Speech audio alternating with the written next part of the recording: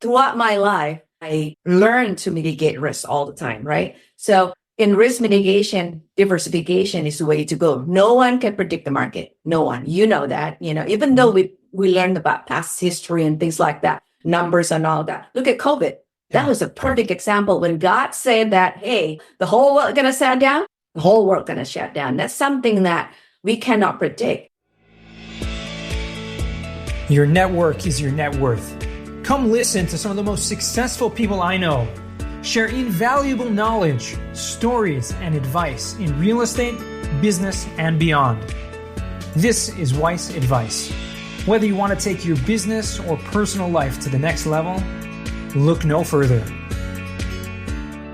Welcome back to another episode of Weiss Advice. I'm your host, as always, Yonah Weiss. Grateful to be here today with another awesome guest. I'm excited to have Linda Lim on the show. What's going on? How are you? How are you, Yonah? It's been a while. Thank you for having me. It has been. I'm really excited.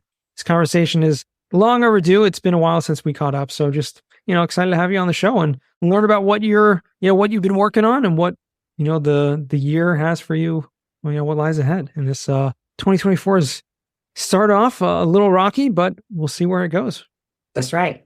Yeah. So I'd love for you to, obviously, as everyone pretty much knows, this podcast, we talk a lot about real estate. And yes, the common denominator pretty much with everyone is somehow involved in real estate. So I'd love for you to, I know you have a background in real estate also, as opposed to a lot of people kind of start a totally different career and then transition, but you've done a lot of things.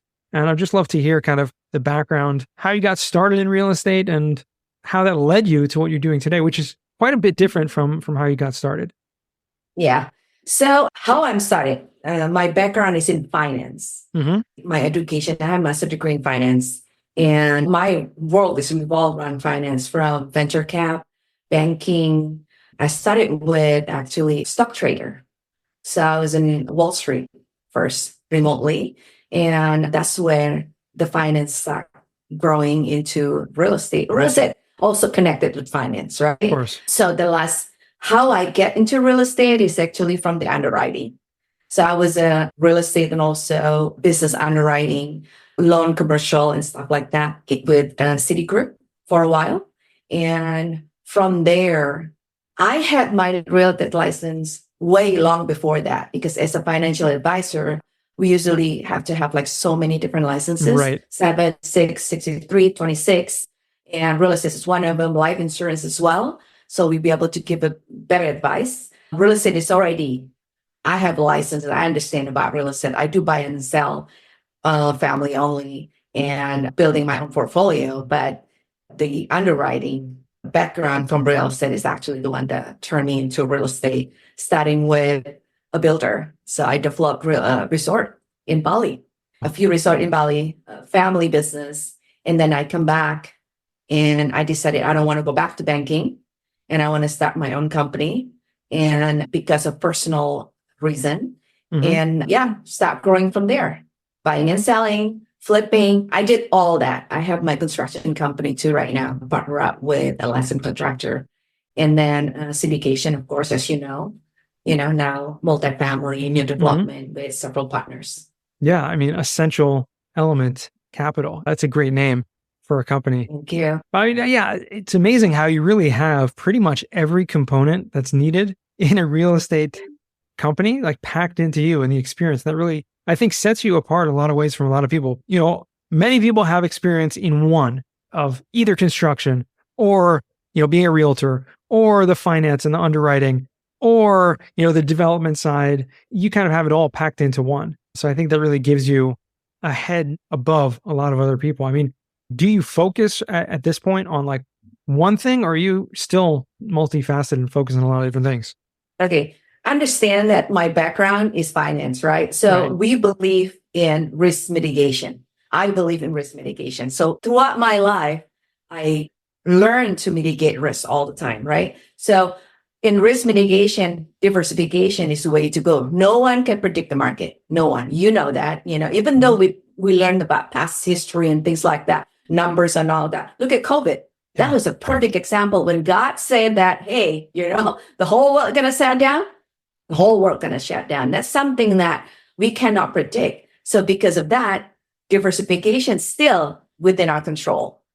If we want to control it, we diversify. Same thing with asset. So I firmly believe in that. And it's just because of survivalship, I think I landed to so many different facets of real estate, just trying to figure out and try to, for example, as a realtor, I know that commission itself will not going to get me anywhere. I'm a mother, a single mom of two. So for me, I have to find a way to catch up with my kids' college, for example, right? So with that, then I start flipping. It is all survivorship, what flipping. And then I know that, oh, you know what? I figure out along the way that if I have a partner who's a construction company, I can walk through, let's say, a house and then have him identified right away. Then I'll be able to way ahead everybody else to submit an offer. So things like that. Then I started with all California. Even before COVID, the price in California is start to rocket high. I understand that I have to look for another solution that be able to at least keep the margin a little bit reasonable. If you keep it in California, well, not going to be reasonable anymore because it's a starting point is already too high. And then when out of state come into play and then become a bigger project, and then I partner up. And I understand that in order to scale, you have to have a team. See, things like that, it just come along the way because of learning, and you try to find a solution and what's better to move ahead with real estate. Yeah. And I mean, and you're a people connector, meaning you're someone who goes out of their way to, you have meetups, you have networking events going on, and you're finding, I assume, deals and partners and things like that through those avenues as well. And I think, like you said, the most essential thing besides for having those partners that are going to find is the diversification, and not only in asset classes, but also in location, correct, type of things. I mean, risk is what it's all about. And obviously your background in finance and financial advisor and things like that, you know all about it. And that's really what it's all about. And so I think a lot of people who don't have that background and experience miss out in understanding how important that risk mitigation really is. Yes. Now, I know you've been involved in, and I think last time we spoke, you were involved in, correct me if I'm wrong, but my memory wants to tell me some development in Mexico or some shipping company or something like that. Oh, yeah. Well, I mean, it looks like, it's all over the place, but it's actually not. I'm strategizing to do it that way. If you know that in real estate, you have appreciation. Real estate is one great asset if you want to do appreciation. However, the cash flow sometimes is not as fast as any other businesses or any asset, right? So I always, when I was in banking, so banking gave me a lot of opportunity to understand businesses just because of when you lend money to someone, I think you probably heard about this. When you lend money to someone, bank actually doing audit on you, probably about quarterly or semi-annually or even annually. It depends on the risk and how much is the amount, right? So when you do something like that, you understand the business. And when you see a bunch of asset that the bank love to do, it nailed down into logistic to me, and because bank doesn't like to take over a property. They want cash flow. The underwriting is all based on cash flow. So the highest is actually logistic is higher cash flow than real estate, right? Logistics, meaning logistic companies, not trucking, the property. Yes. Trucking and shipping and these type of things. Trucking and shipping and all that. Because if you see around you, not even single item that never moved by a truck. All of them, for some degree, they move by a truck, right? So if you see that, there's a necessity of that business to survive. Even during COVID, my investment in logistics is the one that's actually consistent. Consistent, even booming. Real estate, yes, it's an area, right? But then it takes a long time. Real estate is more long-term asset or long-term investment. And logistics is more cash flow. There's no asset appreciation logistics. They depreciate. Right. Like there's no value anymore after you're worn down after like 10, 15 years. You cannot even, doesn't worth anything anymore. It's the opposite of real estate, right? So diversification, again, go back to that. If you combine those two, then you get a perfect investment. So things like that, it's not that I'm specifically aiming at a certain asset to complete the other asset. Mm-hmm. The New Mexico, for example, I know that we're leaning towards. I did luxury development before, which is Right. resort and some luxury development even in California right now. I still have it, but we know attainable housing. We cannot call it sustainable or affordable housing anymore. We call it attainable housing. Attainable housing. I know It's not affordable. It's not about affordable. So there's a mixed term here. Like affordable housing, people sometimes identify it with Section 8, right? Which is not. So now the government pretty much like, well, we need to call it different term, which is attainable housing. So attainable housing is the one that across the board, nationwide is actually needed. Mm-hmm. We needed up housing, and that particular section is not affected so much the change of the economy. When you're in a luxury home, when somebody get laid off, they go to attainable housing. When people economy going better from low income, they go to attainable housing. So attainable housing is like safest place. So is that what you say, like multifamily, like Class B, Class C type? Is that what you would describe it as? Yes. Or even like manufactured housing communities, like something like that? No. So it's basically, if you're doing new development, it's a Class A property, but it's in a Class B environment. So that's make it like attainable. So you compete with a lot of Class B, but then you're new. It's a new development. So people will, you're going to win. You're going to have a lot more demand. Yes. Yeah, you're going to have a lot more demand there. And So our newest project that about to groundbreak is in Rio Rancho, New Mexico, which is now nationwide. That was one state that has pretty much the lowest corporate tax. They have reduced corporate tax. So a lot of like big corporation moved to New Mexico, like Netflix, Amazon, and a lot of like aerospace companies, Victor's Ticket even there. And there's many other big company that move over there. Intel has been there over a decade. Right. Intel even have Intel University campus in New Mexico. And New Mexico, in Albuquerque and Rio Rancho, and specifically, Intel just expand $3.1 billion on the campus itself. This is very recent, last week. And things like this, but the state itself or the city, Albuquerque City or Rio Rancho, don't have any plan. They're behind. I think it's about 1 decade or 2 decades behind in housing development. They never really pay attention to that. So the flux of big corporation, the house inventory can't catch up with that. Yeah. So now we got the project about to. That's great. That's great. I mean, and are there more opportunities there? Because I know a lot of, listen, New Mexico and Albuquerque is not alone. I think most places across the country are a decade behind. Correct. In the demand for new housing. But are they have room or at least opportunities to expand a city or new developments being available? I mean, do you see other people, other companies, other builders going in and developing now? Is it being made available to them by the municipalities? Oh yeah, they're really open now, and if that's why right now we are ready to groundbreak, and our sustainability of timing is everything. If we be able to finish on time and then stabilize it in a bit quick, like probably about 18 months with development, and we'll be able to get ahead from our competition. Because people are filing, they're trying to build and things like that. There's a lot of development in that area. So with something like this, projects like this, timing is everything. Absolutely. That's awesome. And how many units is that going to be? That project? 150. That's amazing. 150.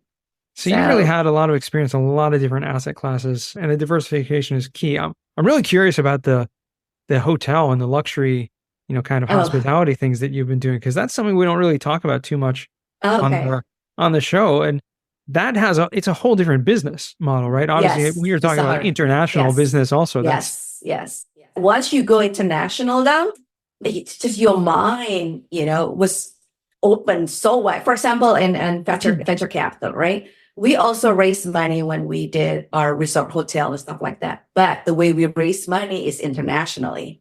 Like we raise money from investors in Hong Kong, in Taiwan, in Singapore, and pull it together. And the PPM the placement, it's interesting because then you have to pick up one country, which country that you want to do, right? So things like this, that prior to that, I was in a bank, which is all the rule and regulation, the ratio and everything like Right. that is so tight. My mind, I cannot see outside the box. But once I tried to take on that project, and I was hired as CFO, and then I become CEO a few months after. And I kind of like see how it doesn't matter. You can make your own rule as long as everyone agree and there's an attorney and we're able to, okay, did you agree with this? Did you agree with this term? You can make that. There's no ratio. There's no formula. There's no. Interesting. So it changed the way I see things. And I think that's why the reason why when I came back, I cannot comprehend anymore for me to be able to back in the box Right. and thinking like, just taking orders, because I see it. I seen it been happen, and I seen sometimes it's dangerous a little bit too, because the ability for me taking risks also, a little bit different than prior to that, right? It's probably very good. Very good. With hotel, for example, the takeaway from me in comparison to different development is they really nail down on efficiency. So, for example, hotel is always two sides. We have two sets of engineer and two sets of architect, from the owner side, which is the developer side, and then from the hotel management side. For example, I worked with Linda before. I love Linda, Ritz-Carlton, and all that big names, Manners in Thailand. So what they do is like they also have a set of engineers and architects that work with us. So they really doing it from the ground up, from land, designing it. And the way designing it, efficiency is number one. Not only the brand, not only how they do the color or design, that's later, but how they design the back office. So the back office is really important. The back office is something that we as a guest, we didn't see. Right. When you go to the hotel, that you see like one door or sometimes just a wall, and it looks like a door, but it's not a door. When you open, that's totally different world. Right. So it's a small little, like they have centralized kitchen usually, that kitchen has to be able to send food to all the restaurant or the cafeteria or lobby and things like that in the hotel. They count how many elevator, and they count how the time that, the elevator taking from one floor to another. So that fascinated to me. They pay so much attention on how to be efficient, because that will affect the outcome. Wow. And is that any of that spill over into your multifamily development? Yes, the efficiency, but it's not to that extent, because multifamily is just housing. Yeah. There's no kitchen, centralized kitchen. There's no laundry. There's just very simple. But of course, the efficiency of rely on the property manager, right? You have to pick up that, things like that I think is a little bit different than what I did in resort or hospitality. That's awesome. So besides for this new development in New Mexico, which obviously is sounds like a great project, what else are you working on right now? Well, I have a few partnership syndication. However, the one that's starting on the multifamily is just that one.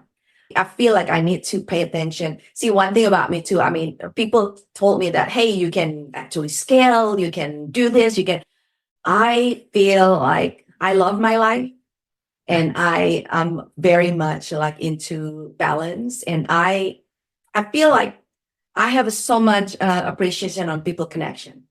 I love to be able to just connect with people. I think that, basic human being that I really enjoy and appreciate is going to be taken away if I taking too many projects that I cannot handle and systemize everything. Right. So, yeah. So I have that. And I also have the logistic fund that I created. So I'm a fund manager. I created that fund, getting trucking company from Mexico to the United States. I love that part because the cash flow is so good. And I also diversify this is a passion, hobby that become a business with that planning. What kind of planning? It's a food packaging product. Okay. So I'm a foodie, Yonah. As you know, I went to Israel before also because of the food. I mean, I love the food and I can talk about food on and on and on and on. I just appreciate, I see culture through food. So the love of food, and I'm Indonesian, I see in United States, I see like, there's nothing people can just buy in at the supermarket and Indonesian food, for example, and then just put it in the microwave and enjoy it in your home just in a few seconds. In any other food, for example, any other country, there's Italian, there's Indian, there's Thailand, there's Vietnamese, but nothing Indonesian. So just because of that, 3 years ago, I met with a family friend who's a legendary chef. And I said, hey, how come that's what sometimes it's dangerous what come into my head. Hey, how come there's no Indonesian food ever? I see it worldwide or in United States. And then I told him, do you want to start something like this? And he just few seconds and said, okay, let's do it. Okay, from there, I'm looking for factory. I know it's crazy. I'm looking for factory and things like that.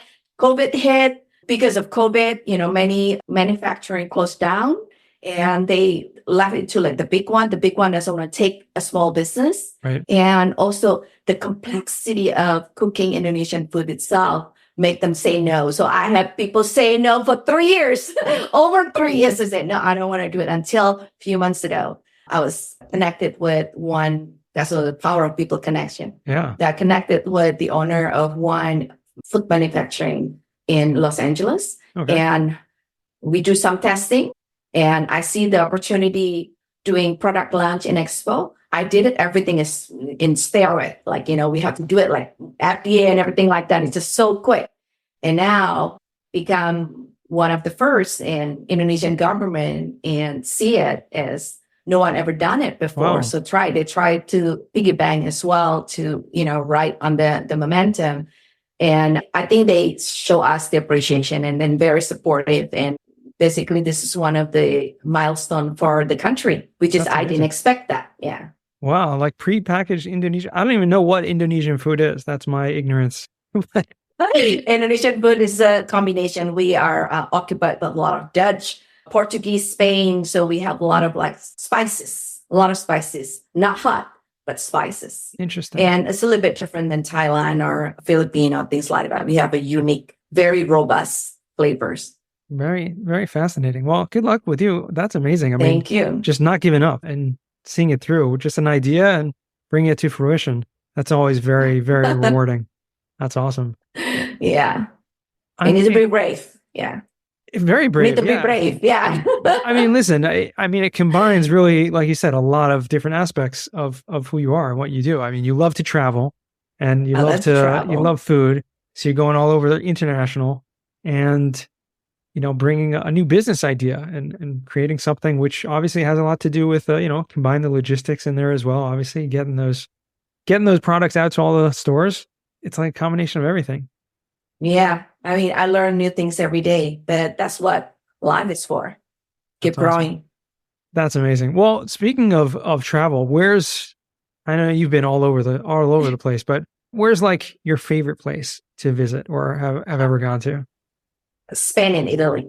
I can just say it, Spain, because of the food, and also because of the culture. The culture is very, Israel is one of my favorite too. I told you many times that I really want to go back to Israel just because of the food and the people, just so nice. You know that I came by myself at that time, right? Right, yeah. I met you at the office and I'm like, and the thing that you reach out, that's what, oh my God, I didn't know that you were there.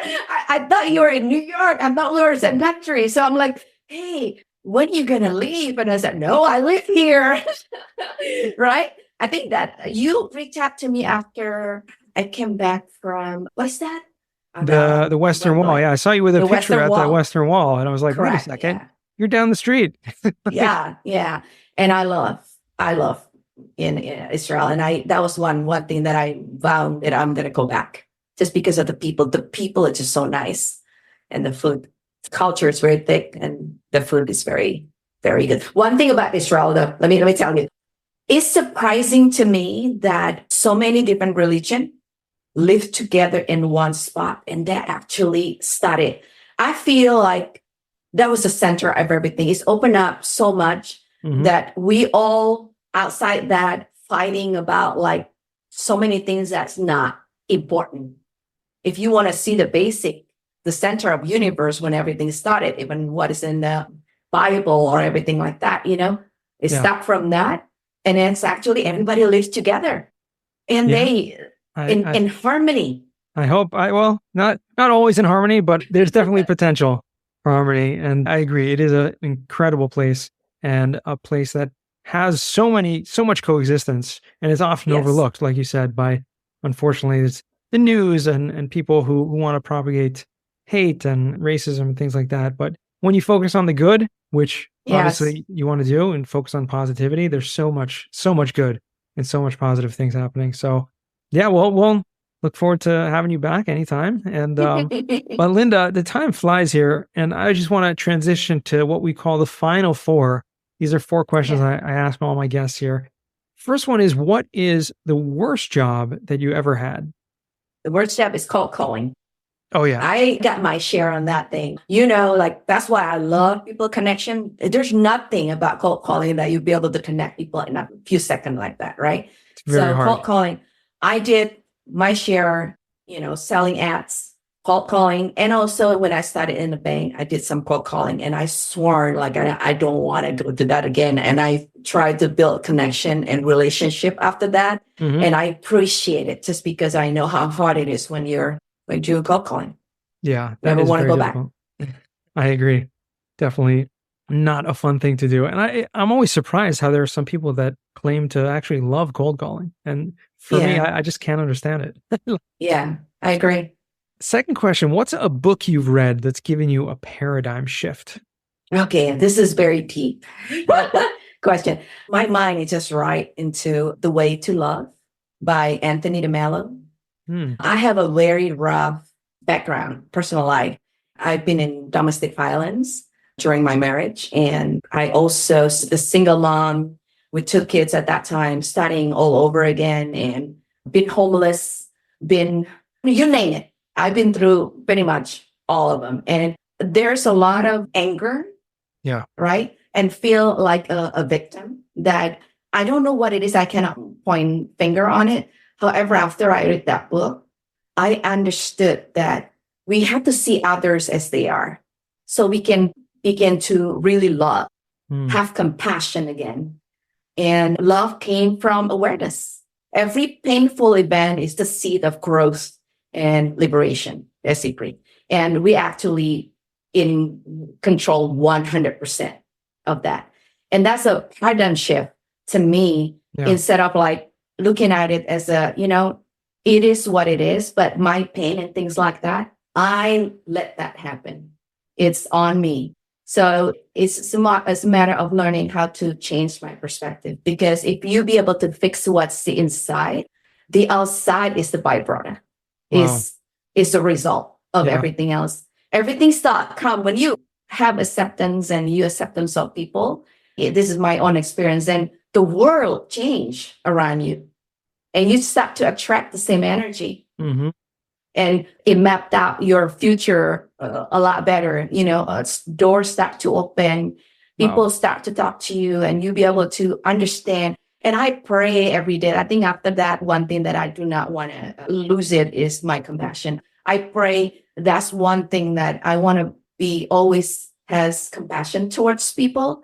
And that's hard when you struggle to see what's fair or not fair, right? I mean, the world, how come this is happening and all that? But once you change that, I nurture my compassion skill. I try to be compassionate and listen, and it's not easy. Yeah. And I still try to remind myself every day too. And that start to change. Making connection with people change, so the doors start to open up, and you just focus on you. The rest fall into place. Wow.